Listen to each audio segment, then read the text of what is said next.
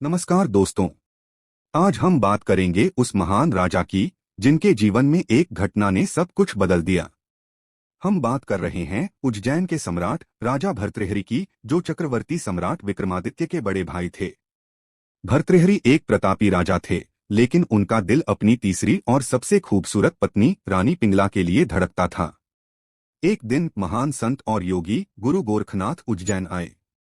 राजा ने उनका बहुत आदर सत्कार किया। प्रसन्न होकर गुरु ने राजा को एक चमत्कारी अमर फल दिया। उन्होंने कहा, राजन, इसे खाने वाला कभी बूढ़ा नहीं होगा। राजा ने एक पल भी नहीं सोचा। उनके मन में आया कि यह फल तो मेरी पिंगला के लिए है, वह हमेशा जवान और सुंदर बनी रहे। राजा ने वह फल रानी पिंगला को दे दिया, लेकिन होने को कुछ और ही मंजूर था। रानी पिंगला का प्रेम राजा के लिए नहीं, बल्कि नगर के कोतवाल के लिए था। उसने वह अमर फल राजा को दिए बिना कोतवाल को दे दिया, और कोतवाल जो एक वेश्या से प्रेम करता था, उसने वह फल वेश्या को दे दिया। वेश्या ने सोचा, इस पाप भरे जीवन में अमर होकर क्या करूंगी। यह फल तो राजा के लिए है, जो प्रजा की सेवा करते हैं। वह महल आई और राजा को फल भेंट कर दिया। फल को अपने सामने देखकर राजा हैरान रह गए।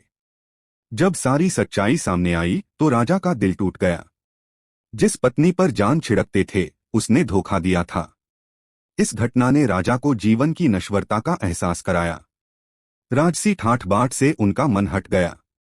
राजा भर्तृहरि ने तुरंत राजपाट अपने भाई विक्रमादित्य को सौंप दिया और सन्यासी बन गए। उन्होंने उज्जैन के पास एक गुफा में तपस्या की। आज भी वह गुफा वैराग्य की उस महान कहानी की गवाह है। उन्होंने नीति शतक, श्रृंगार शतक और वैराग्यष्टक जैसे महान ग्रंथों की रचना की। राजा भर्तृहरि की कथा हमें सिखाती है कि जीवन में कुछ भी स्थायी नहीं है, केवल कर्म और वैराग्य ही सत्य हैं। अगर आपको यह कहानी पसंद आई तो लाइक करें, शेयर करें और चैनल को सब्सक्राइब करें।